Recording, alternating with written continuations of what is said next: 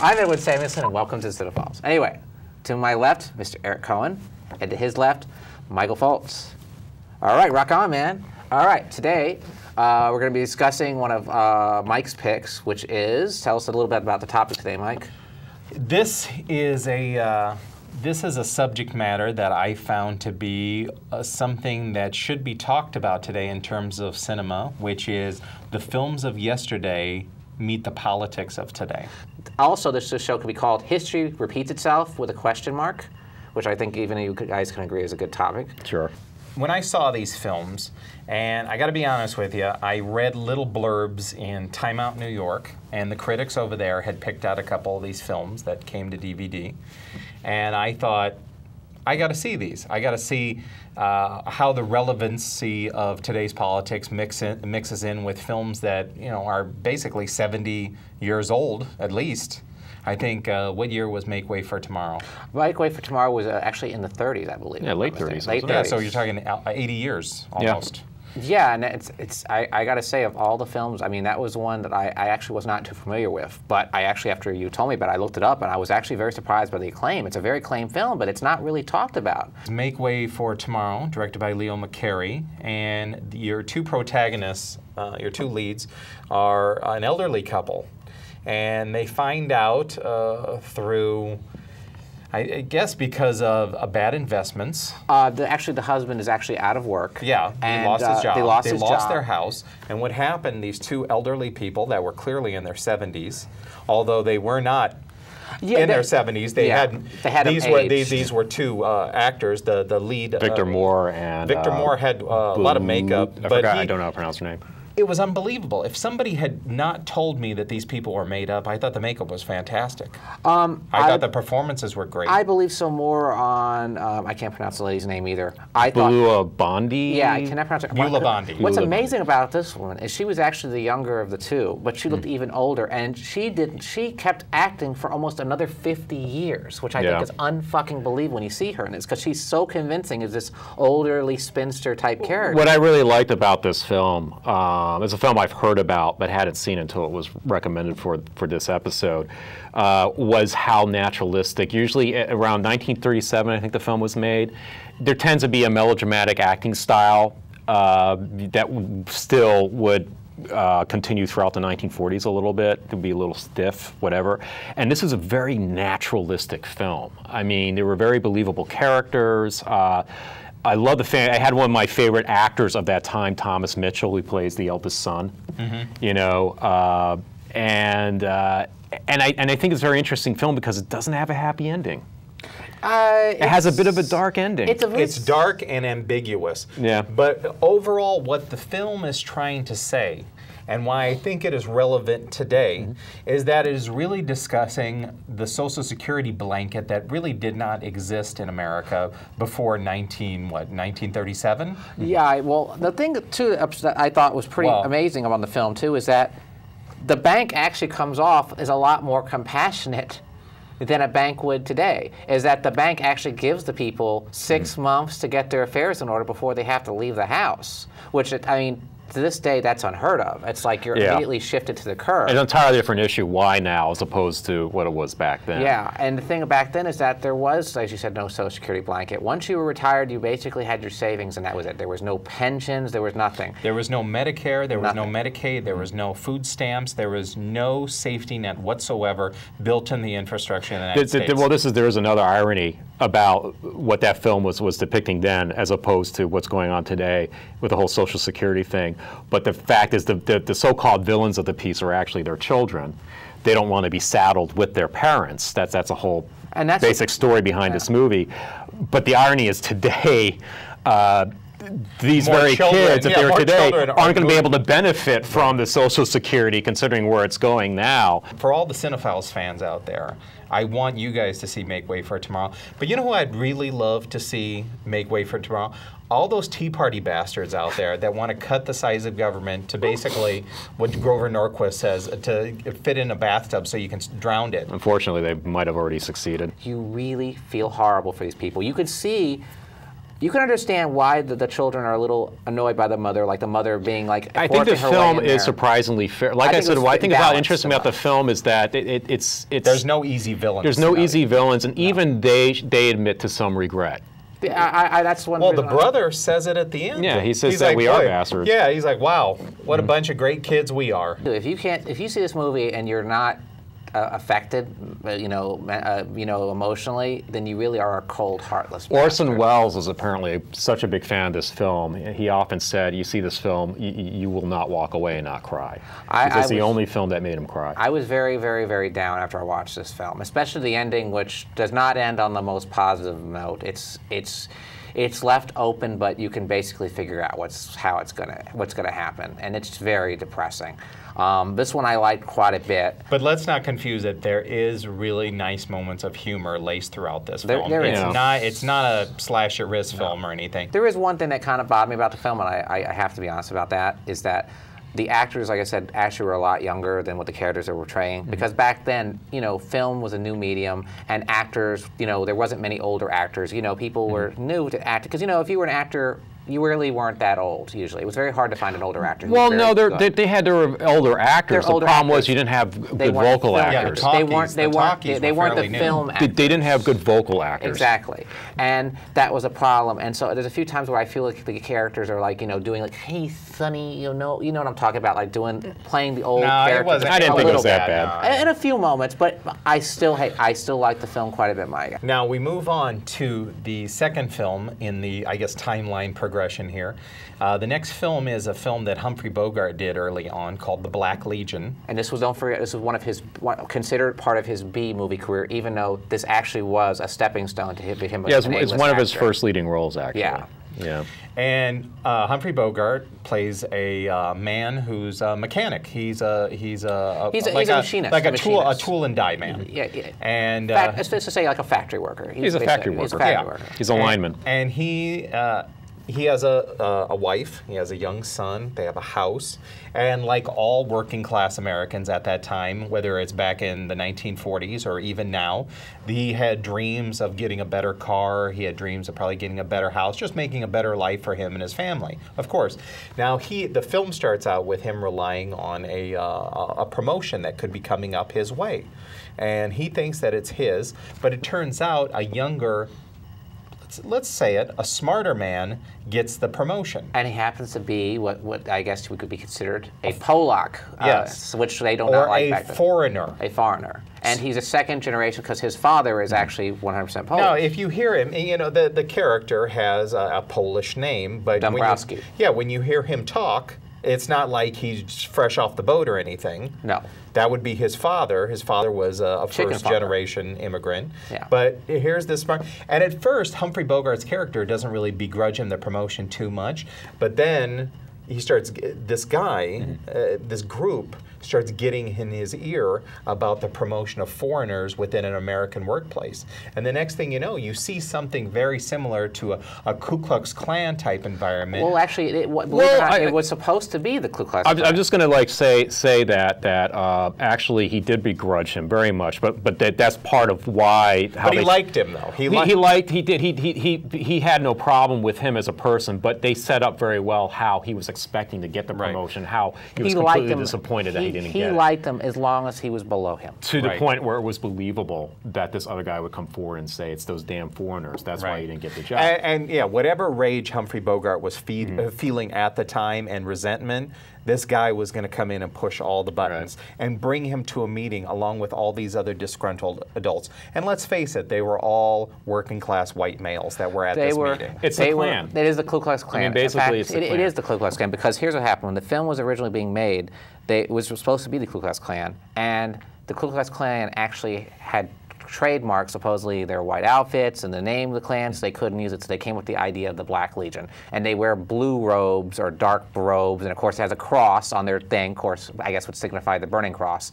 Now what I liked about this film is that you do feel bad for Humphrey Bogart. You do feel bad that he didn't get this promotion. But at the time, then you see... See, I didn't feel bad at first, I did feel bad that he didn't get the promotion because, you know, he worked there for a long time, but the other guy did deserve it. You feel bad for him, but yet you see that his hatred is misguided. The other guy did deserve the job more than he did. I would have felt more pity for Humphrey Bogart's character if he wasn't so petty and ignorant. And that's not the movie's fault. I'm just saying that the way this character is portrayed, he was very petty and very ignorant. He was willing to put his blame off on somebody, not that I could have done a better job or... But at the same time, I mean, I know you're, I'm not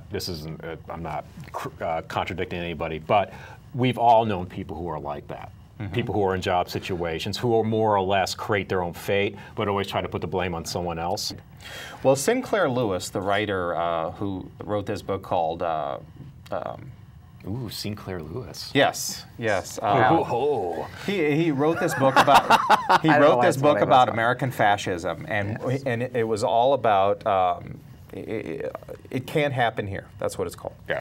And it was all about what if Nazism and fascism came to America instead of Germany.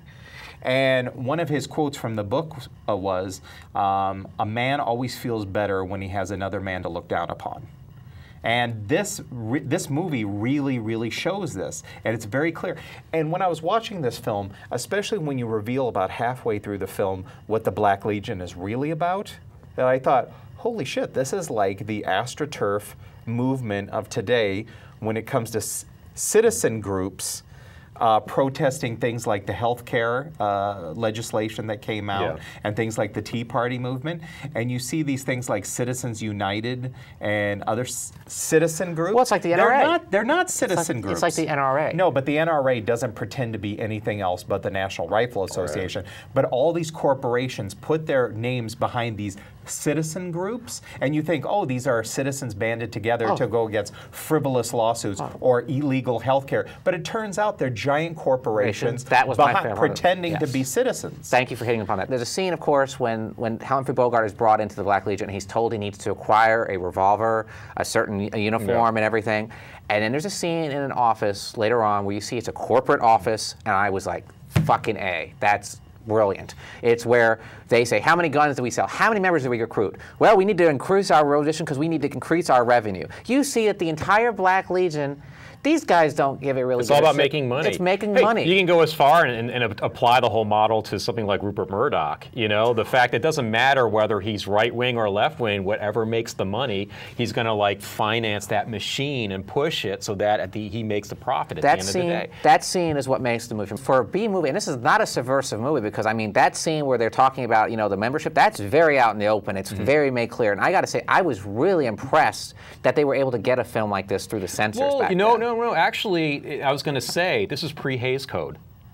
In a pre-Hays Code, you had a lot of flicks that came out that was like, if you'd watched them now, I'd be like, holy shit, I didn't know they were making that stuff in the 30s. I can't believe they made this film. But it was, when the Hays Code was imposed, which was like 1940 or something, 1930 and 1940, then all that stuff stopped. But you had a lot of stuff that came out But if you think about it, 1938, I just can't believe and they're talking about the Holy corporate shit. manipulation of hate within middle class and working class families. Whoever wrote the script is a fucking visionary. Yeah, it's like Nostradamus. I don't know, but I want to bet you whoever wrote the script was later blacklisted. I would not be surprised because that's one thing I want to say. Humphrey Bogart, this was a B film, but for a B film, this is a B, an A plus, almost an A minus type film. And now we're going to bump it up like maybe about 20 years now? 22 plus years. And we're going to go with the wonderful Otto Preminger in Advise and Consent. Otto Preminger, we got to say, Otto Preminger made some excellent films. He's also made some shitty films. Of course, one of his best films I think would be Anatomy of a Murder with Jimmy Stewart. Anatomy of a Murder, Laura.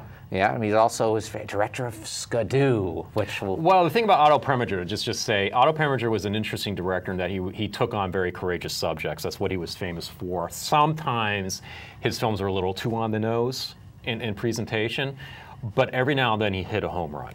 Yeah, and Laura is just one of the best film noirs ever made, as far as I'm concerned. If you're into film noirs, Anatomy of a Murder is a great trial. That would be my favorite of all the ones. But I want Mike to give us a little intro to Advise and Consent. And I think Advise and Consent might be one of his best.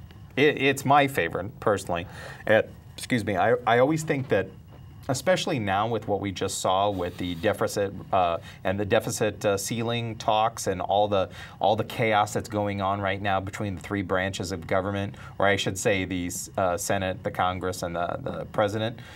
This is one of those films that really shows you, it pulls the curtain back and shows you the behind-the-scenes workings of how government is run. And let me tell you something, it's not pretty. Now you can sit there and you can, if you're like me or you're like Eric, we're complete political junkies. We're always watching political shows like Chris Matthews and Lawrence O'Donnell and Rachel Maddow and the news.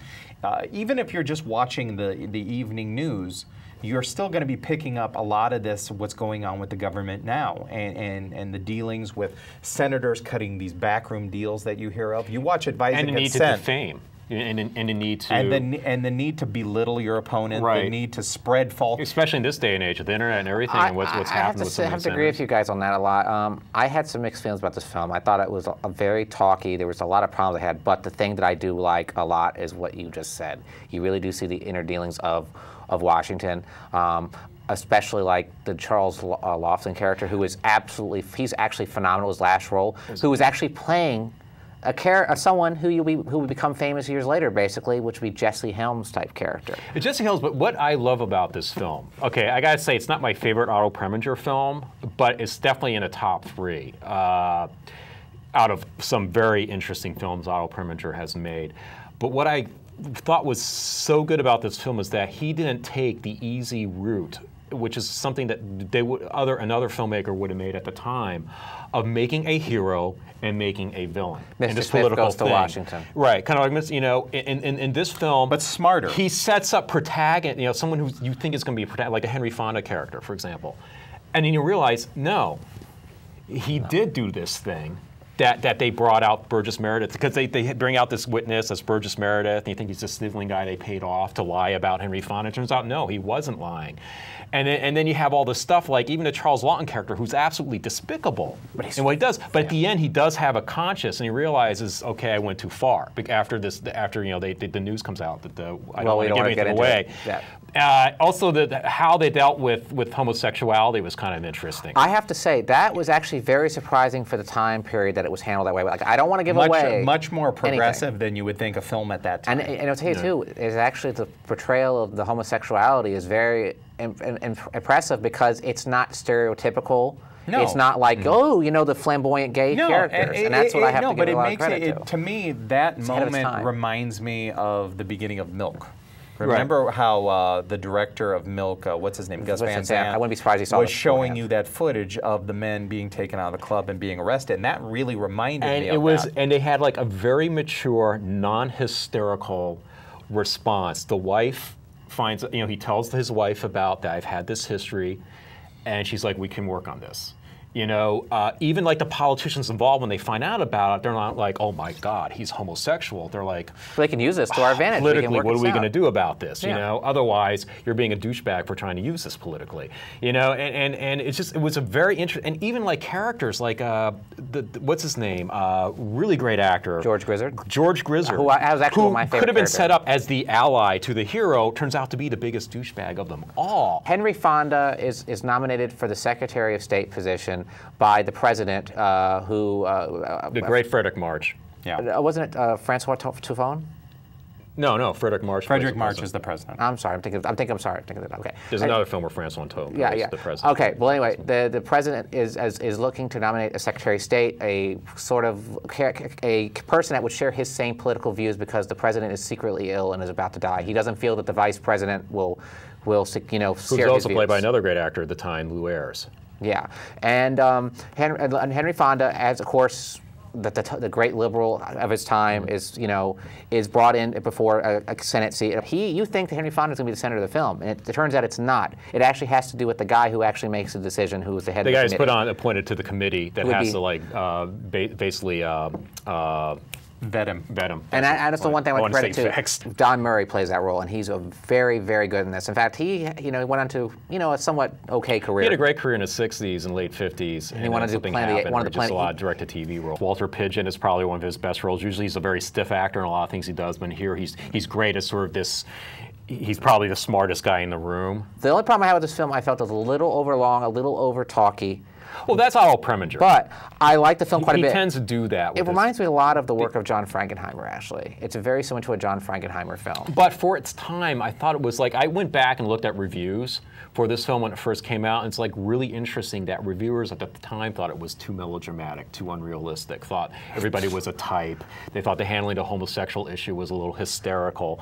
And you look at it now, it's like, actually, no. No. And another thing I want to give final credit on this is I love how you actually see that they actually filmed, I believe, in a lot of these actual places, because there's this wonderful scene, too, where you see the trolley system, how they all get around and from building to building to make votes. I would say that, considering what's been going on in our government now, current, we're taping this. We're in the early August. We're about to vote on the actual. They're about bill. to vote on raising the debt ceiling and all that stuff. And knowing what's been going on, if you've been following the news, this movie is really a great parallel to what's been going on, because this is all about the machination. Even Lou Ayres as a vice president, everyone talks about how he's just this like kind of nondescript guy, and he turns out no, he's just waiting for his turn.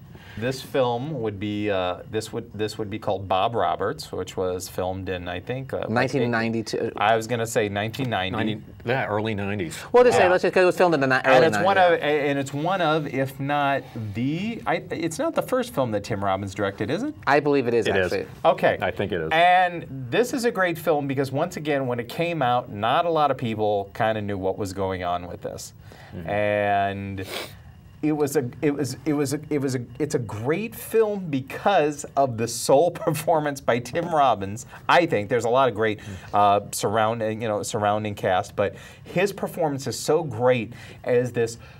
It kind of reminded me of an updated version of A Face in the Crowd with Andy Griffith. This guy that comes in, he's running for political office. Tim Robbins plays this character.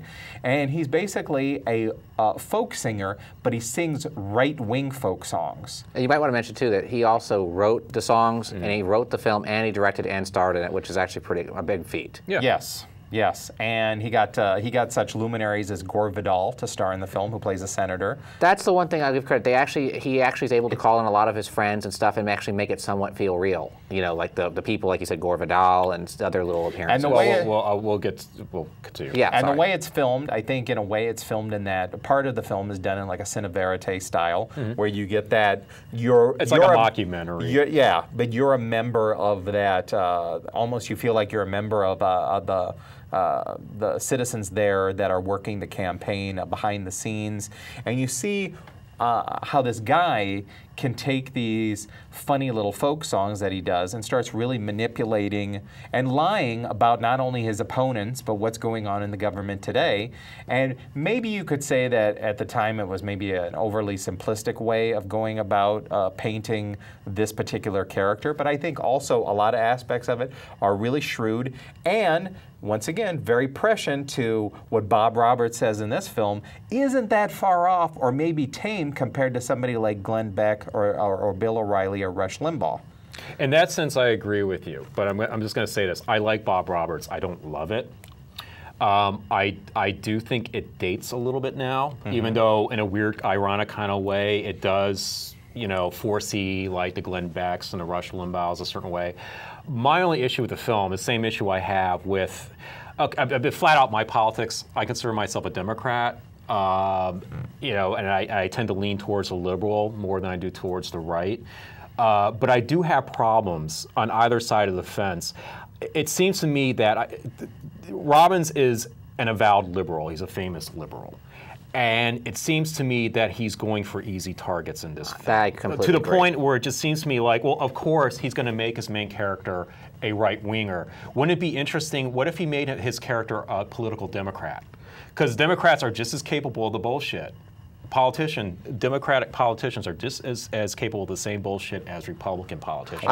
That's been proven very true. The other thing too is that like casting Gore Vidal and stuff like that. Well, of course they were willing to do his film because Gore Vidal is a famous liberal, and all this stuff. And it just seems like he tends to stack the deck a bit. And I think there's some easy targets there. Having said that, I think it's a very enjoyable film. I think it's a very well-acted film on his part. I'm blown away by the fact a lot of guys who are known as actors who right off the bat direct, write, star, in their own films, and taking on a subject matter like this, very few of them succeed in the way that he succeed in Bob Roberts in making a cross-the-board, very entertaining film.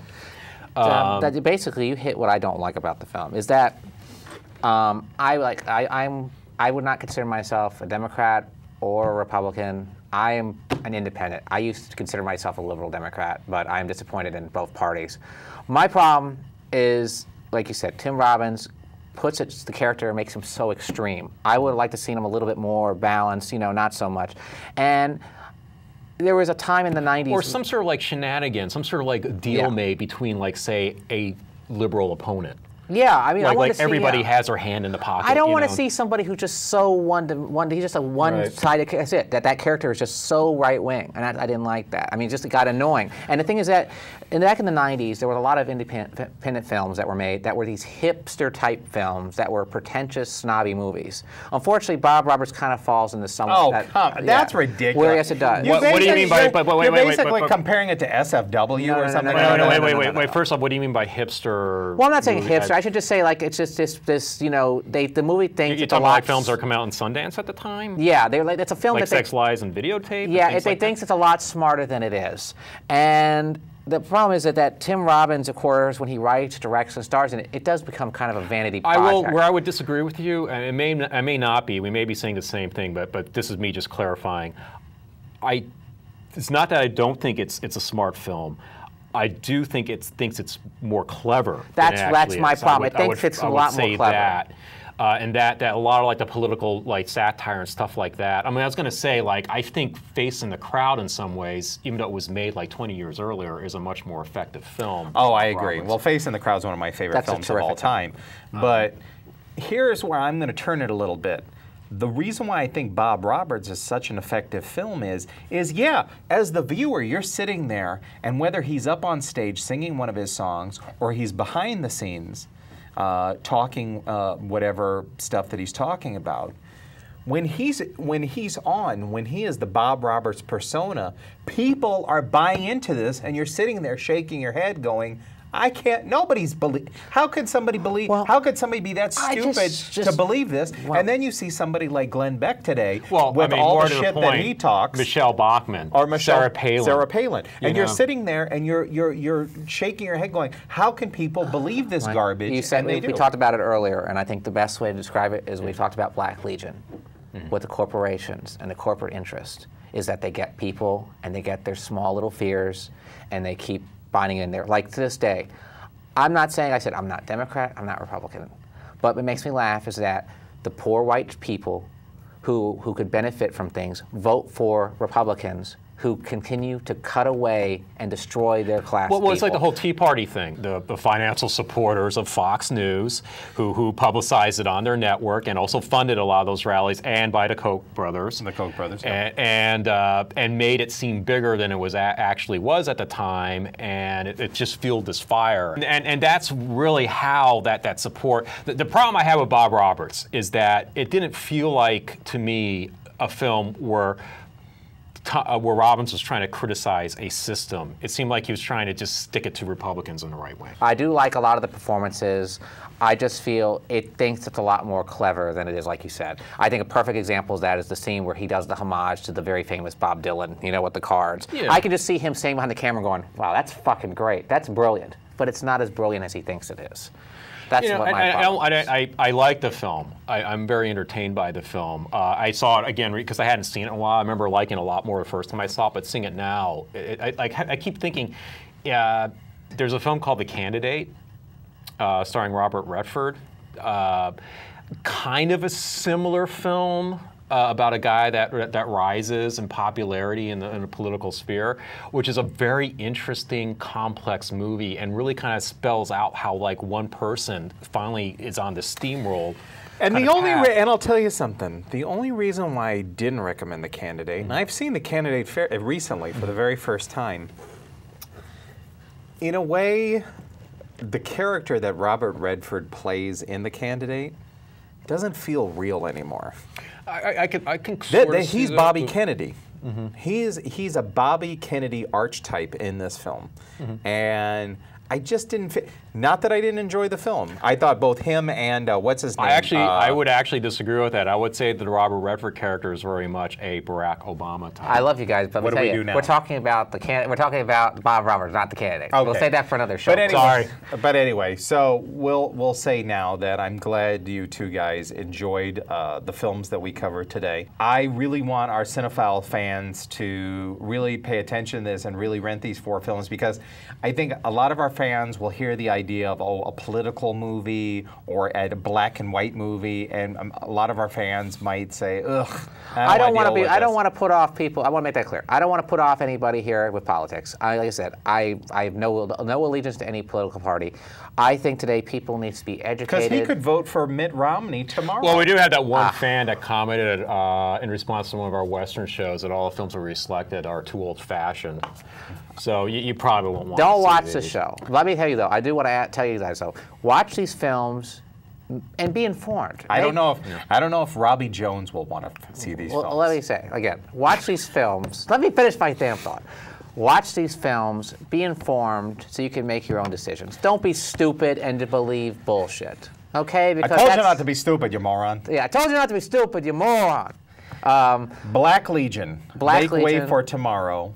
Bob Roberts and Advise and Consent. And all available on Netflix. And the one I would recommend most, even though I think, Make Way for Tomorrow would probably be the best film, the film that makes it for me completely would be Black Legion. I can highly recommend you go out there and rent that as soon as possible. And again, if you guys have seen these films, if you watch these films because of our recommendations and enjoy them, please let us know. I would love to read your comments on Facebook, on YouTube. Of course, check out our channels. And if you have suggestions, send them to us through the respond to this video. If there are film titles you think of that are prescient in the way that these films are that we discussed tonight, please let us know. And I have one more request of you. If you like this video, please like it on YouTube. Please share it on your Facebook wall. Get the video out there. We want to be out there more. And do your part as a cinephile fan. The Candidate. Good movie. And that's a different show. And I'm Edwin Samuelson, and this was The CineFiles. Thank you for tuning in.